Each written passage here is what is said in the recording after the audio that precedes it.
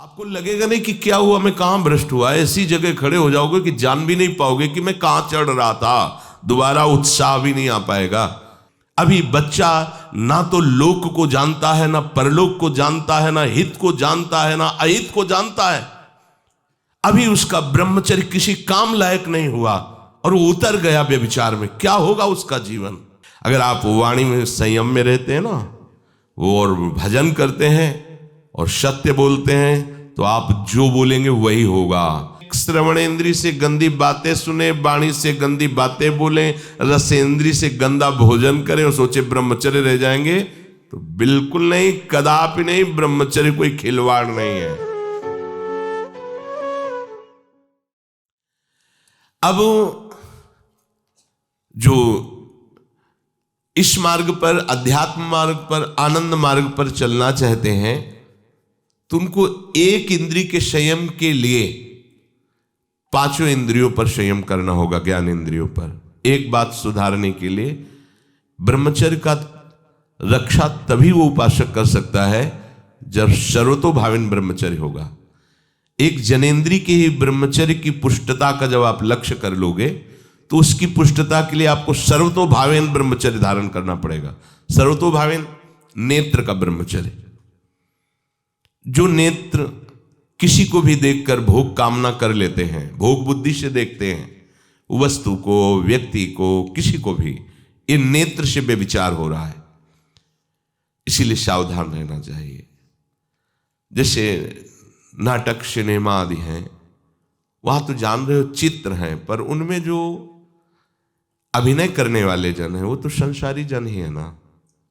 उनका पहनावा, ओढ़ावा, हाव भाव, अंग प्रत्यंग, अगर आप भगवत भाव से युक्त है तो संपूर्ण सृष्टि में कहीं भी दृष्टि जाए अपने प्रभु की भावना होती है। पर वहां तक पहुंचने के लिए आपको ये त्यागना होगा ना। आप किसी का अनुकरण न करें, आप अपनी स्थिति को देखें। अगर आप किसी का अनुकरण करते हैं कि हमने उनको देखा है, वो टीवी देख रहे हैं, तो टीवी में क्या देख रहे हैं, कहाँ स्थिति है, हमें क्या पता। हमको जहां पहुंचना है उसके लिए हमारे लिए बाधक है, हमें नहीं देखना है। अगर आप माना कि कोई नाटक ही देख रहे हैं, कोई ऐसे सीरियल ही देख रहे हैं, पर उसमें अभिनय करने वाले तो संसारी भोगी पुरुष ही है ना, आप कोई त्यागी जितेंद्रीय महात्मा को थोड़ी देख रहे हैं, तो उस देखने में तन्मयता आती है। जिसको हम देखते हैं उस पर हम आसक्त होते हैं, तभी तो उसका सुख दुख अनुभव होता है। देखो, कोई ऐसी रोने वाली सीन आए तो रोना आ जाएगा, हंसने वाली आ जाए तो हंसना आ जाएगा, ऐसे तो उसका प्रभाव हम पर पड़ रहा है ना।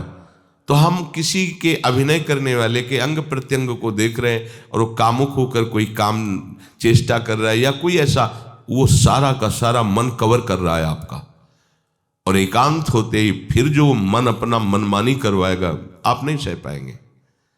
इसलिए नेत्र का ब्रह्मचर्य सबसे पहले शुरू कीजिए। आपको वो चीज नहीं देखनी, वो बात नहीं पढ़नी, वो दृश्य नहीं। श्रीमद् भागवत में वर्णन है, कोई पशु पक्षी भी मैथुन कर रहा हो, अचानक दृष्टि गई तो मानसिक प्रणाम करके दोबारा दृष्टि नहीं जानी चाहिए।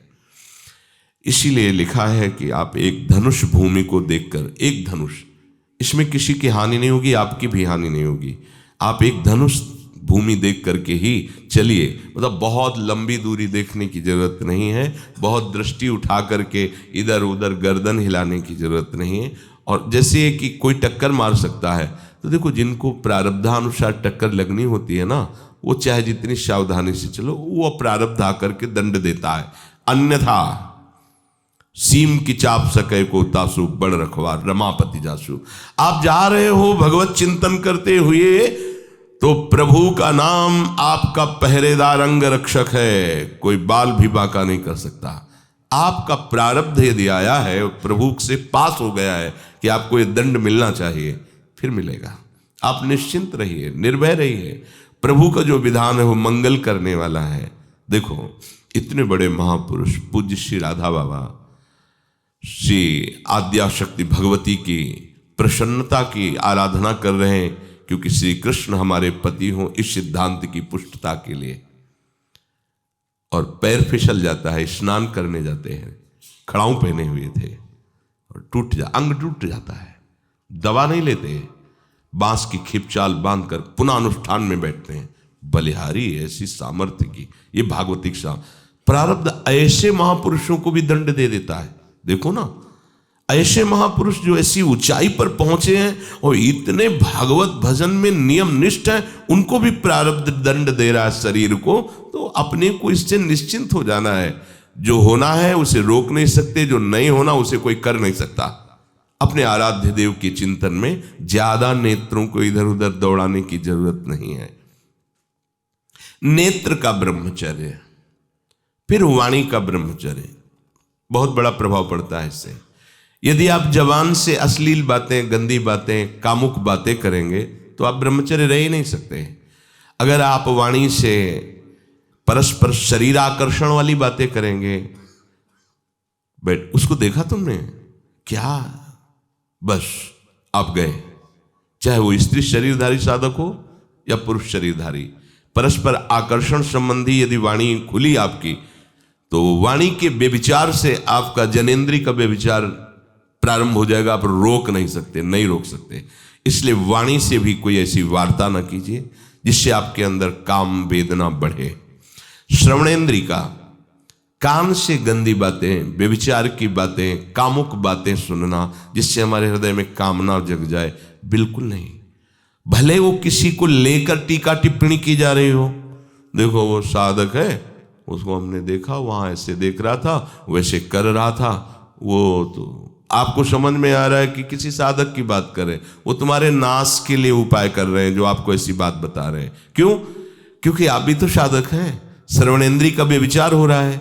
आराध्य देव के सिवा और कोई बात कान से सुनना उसे व्यभिचार कहते हैं।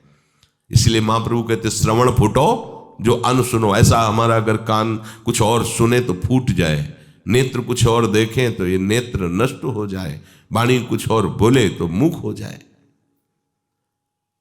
हमारी श्रवणेंद्री का व्यभिचार नहीं होना चाहिए।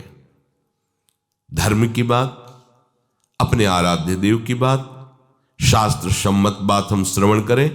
अन्यथा अगर कोई ऐसा मित्र है या हमारा साथ में रहने वाला है, कोई किसी भी साधक की को लेकर बात कर रहा है, तो भी हमें कान में उंगली डाले नहीं। हम कोई ईश्वर थोड़ी कि हम किसी को संभाल लेंगे, हम अपने को नहीं संभाल पा रहे। हमारे सामने किसी की बात मत करो, ऐसी करना है तो प्रभु की चर्चा करो, अन्यथा मत करो। तो अगर आप श्रवणेंद्री का ब्रह्मचर्य, वाकेंद्री का ब्रह्मचर्य, नेत्रेंद्री का ब्रह्मचर्य और त्वगेंद्री का ब्रह्मचर्य, अनावश्यक किसी को स्पर्श मत करो। परस्पर विरोधी शरीर को तो भूल कर मत करो। विरोधी शरीर जिससे हमारा पुरुष शरीर है, सामने स्त्री शरीर है, तो किसी भी तरह से सेवा के लिए संकेत करना या किसी भी सेवा के लेन देन में बचाव पक्ष में रहो। यहां रख दीजिए सामान, फिर आप उठा लीजिए। सीधे हाथ में सामान लेना नहीं, सीधे हाथ में सामान देना नहीं, जमीन में रख दीजिए। बहुत पवित्र है तो आप कुर्सी पे जो भी आसन, उसका हाथ में लेने का नहीं।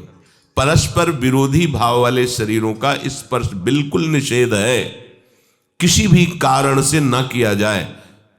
मान लीजिएगा ये बहुत मतलब आवश्यक है, यदि आप इसमें चूक कर गए तो धीरे धीरे आप फिसल के वहीं खड़े हो जाएंगे जहां से चढ़ना मुश्किल है। किसी भी साधिका को, किसी भी साधक को परस्पर लेन देन हाथ में नहीं करना चाहिए।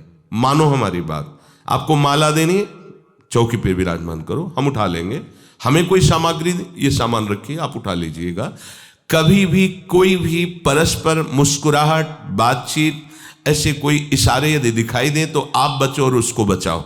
साधक है, साधिका है, उससे गलती हो सकती है, आपसे भी गलती हो सकती है। आप सत्संग सुनते हैं, आपको लगा कि इसकी मुस्कुराहट, इसकी कुछ चेष्टा ऐसी दिखाई दे रही है जो हमारे अंदर कामुकता पैदा कर सकती है, उसको भी बचाओ और स्वयं बचो, तो भगवान आप पर प्रसन्न हो जाएंगे। वो देख रहे हैं अंदर की बात। साधक को बहुत सावधान रहने की आवश्यकता। ये इसको खिलवाड़ मत समझो, इसीलिए कह रहे हैं ये अध्यात्म है, ये परमार्थ है।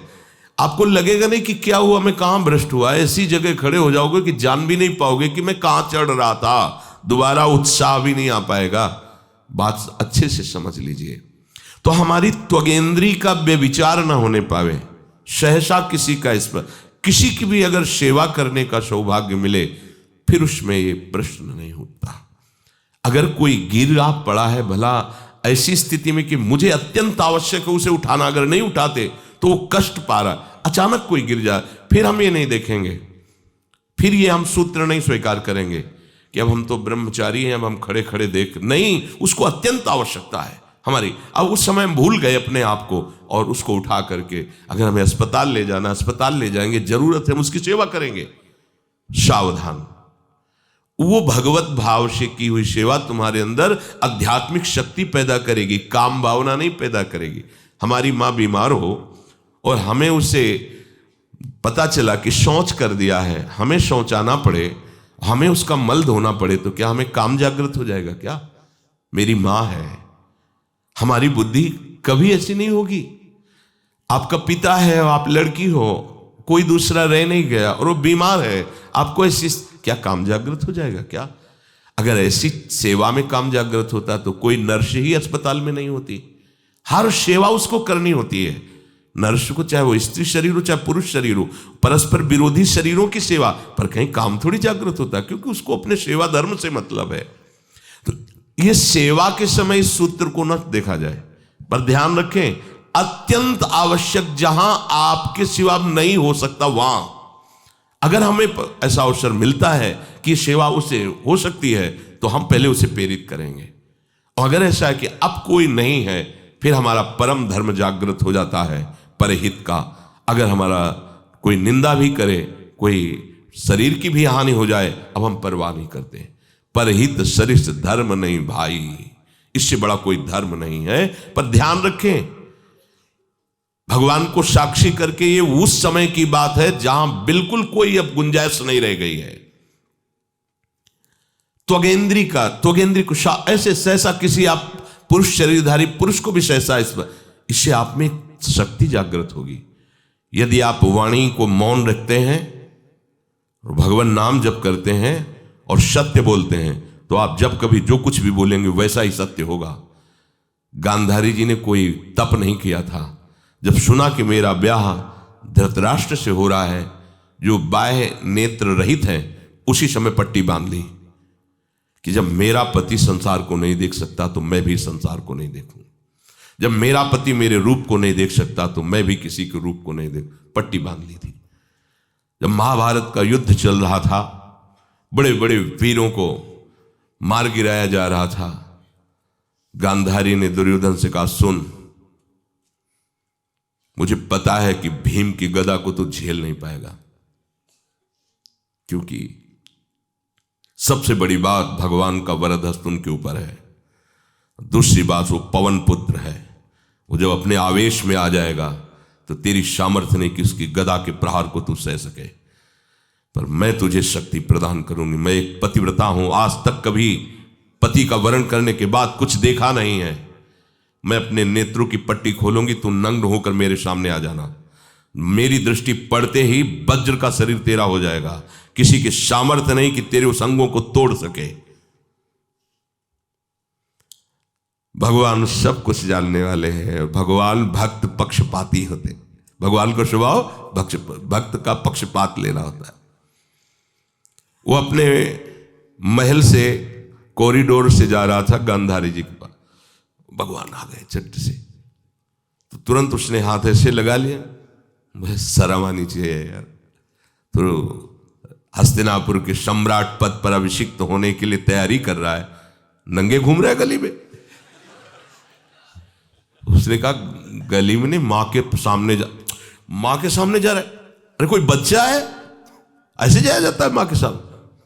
तो उसने कहा, माँ ने कहा है कि हम पट्टी खोलकर तुम्हें देख लेंगे तो तुम्हारा शरीर वज्र का, चलो माना, माँ की आज्ञा का पालन करो, थोड़ा इन अंगों को तो ढक लो, अब तुम तो बड़े हो, कोई बच्चे थोड़ी को माँ के सामने ऐसे चले जाओगे, ढकना चाहिए तुम्हें। वापस कर दिया। वो यहाँ ऐसे पत्तों से ढका, वस्त्र नहीं पहना, माँ की आज्ञा, ऐसे पत्ते से ऐसे कमर से ऐसे ढक लिया, पीछे आगे ऐसे। गांधारी जी ने पट्टी खोली और जे ही देखा पूरा शरीर वज्र का हो। तो ये क्या किया तूने, कमर में क्यों बांध लिया? मुझे शर्म लगती थी, कैसे आपके? बोले यहीं से मारा जाएगा, भीम की गदा का प्रहार तेरी इसी जंघा और कमर को तोड़ देगा, तेरी मृत्यु। मान गई, प्रभु के विधान के आगे किसी का बल काम नहीं करता। गांधारी, ये केवल आंख में पट्टी बांधने की सामर्थ्य थी कि मेरा पति यदि अंधा है तो मैं भी किसी रूप को नहीं देखूंगी। अगर आप वाणी में संयम में रहते हैं ना, वो और भजन करते हैं और सत्य बोलते हैं, तो आप जो बोलेंगे वही होगा। पर ऐसा कुछ अनर्थ वो बोलता ही नहीं, क्योंकि ऐसा संयमी जान जाता है कि इन सब का फल भगवत प्राप्ति है, किसी को कष्ट देना नहीं है। एक एक इंद्री का जब आप ब्रह्मचर्य संयम करोगे तब आपका वीर संयम होगा। ध्यान रखना, आप नेत्रेंद्री से गंदे चित्र देखें, श्रवणेंद्री से गंदी बातें सुने, वाणी से गंदी बातें बोलें, रसेंद्री से गंदा भोजन करें और सोचे ब्रह्मचर्य रह जाएंगे, तो बिल्कुल नहीं, कदापि नहीं। ब्रह्मचर्य कोई खिलवाड़ नहीं है। जो ये तो हुआ इंद्रियों का, फिर आता है अंतःकरण का ब्रह्मचर्य। हमारा मन काम की तरफ तभी जाता है जब उसको निज सुख नहीं मिलता। ध्यान रखना, सृष्टि में जितने भी दुर्गुण दुराचार होते हैं उनमें दो प्रधान होते हैं, एक काम भोग और एक धन, और सब छोटी मोटी बातें हैं। प्रायः जितने भी हिंसा होगी, जितनी भी भयानक घटनाएं होंगी, भयानक युद्ध होगा, उन दो में अंतर्गत ही होगा, दो के अंतर्गत ही होगा। या उसका कहीं ना कहीं काम से संबंध, स्त्री संबंध से या धन संबंध से है। चाहे जो भी घटना हो उसको देख लेना, प्रधानता दो में ही होगा, कंचन और कामिनी।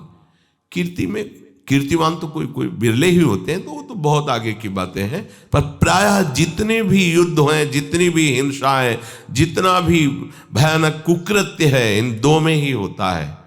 उपासक को ये बात समझनी चाहिए, मन को समझाना चाहिए, सच्ची मानी। मतलब वाणी में शब्द नहीं होता इन बातों को बताने का, यदि कहीं मन को समझाना चाहिए। देखो, अपने लोग उपासक हैं, हम जहां जहां आसक्त हो रहे हैं उसमें हमारे मन का केवल भ्रम है। शरीर के द्वारों में कहीं सुख है, घृणित द्वारों में कहीं सुख है। अगर सुख होता तो इनके भोगने के बाद हृदय कह देता कि अब कछुनाथ न चाहिए मोरे, शांत हो जाता। फिर ऐसा क्यों होता है कि उसको एक जगह तृप्ति नहीं होती? क्योंकि वहां सुख है नहीं। फिर सोचता है शायद उसमें हो, उसमें हो, उसमें हो। पूरे के पूरे युग के युग व्यतीत हो गए, कल्प के कल्प व्यतीत हो गए भोगते हुए, क्या सुख मिला? क्या स्त्री शरीर सोचता है पुरुष शरीर में सुख है, पुरुष शरीर सोचता है स्त्री शरीर में सुख है, या आदि आदि। अगर सुख होता तो पूरे ब्रह्मांड में पशु पक्षी कीड़ा मकोड़ा सब मैथुन धर्म से युक्त हैं, ये सब सुखी हो जाते हैं ना। जो जितना भोगा सकते उतना ही दुखी है। देख लो, अशांत, क्लिष्ट, परेशान और पापाचरण युक्त, ये क्या है? मन को समझाइए। वैरागी भगवत मार्ग का पथिक मन के द्वारा ऑपरेशन करता है हर वस्तु का। ये सब, इसको ऐसा ना समझे कि बड़ी गुप्त बातें हैं। गुप्त बातें हैं प्रिया प्रीतम के दिव्य चिदानंद में रहस्य की, ये गुप्त बातें नहीं, इनको समझो खोल करके। यदि आप किसी भी तरह से हस्तमैथुन आदि के द्वारा, गंदे दृश्य देख करके, गंदी क्रियाओं के द्वारा आप अपना नाश करते रहेंगे, तो ना आप इस लोक में सुखी रहेंगे ना परलोक में। मान लीजिएगा, ये बातें न तो कही जाती हैं और न सुनी जाती हैं और न समझी जाती हैं।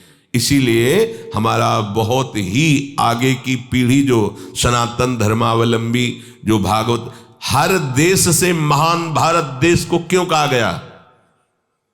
ऐसा भी है कि अन्य देश स्वीकार किया जाता है कि वो हमसे धनी है, स्वीकार किया जाता है कि वैज्ञानिक तत्वों में भी वो हमसे आगे हैं, पर भारत को महान धर्मशाली देश कहा गया है। कोई भी किसी भी देश का धर्म गुरु हो, हमारे देश में आएगा और हमारी ऋषियों के सूत्रों से ही अपने धर्म को पुष्ट करेगा। सांप का मूल जड़ भारत धर्म का है। कहीं भी हो, कहीं भी देख लो, चाहे जिस देश का नाम लो, कहीं ना कहीं किसी भारत के ब्रह्म ऋषि की छाप लेकर के डोल रहा है। भारत भोग प्रधान देश नहीं है, भारत धर्म प्रधान देश है।